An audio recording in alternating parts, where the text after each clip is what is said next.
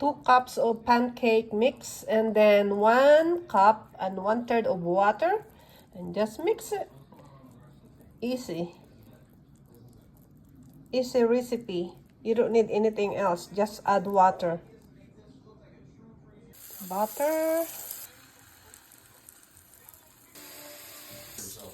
make some bacon. Honey, your breakfast is ready. You're craving for pancake, right? You're craving for this, and then I have bacon and eggs, and I have the maple syrup. How do you like your pancake, hon? Put syrup.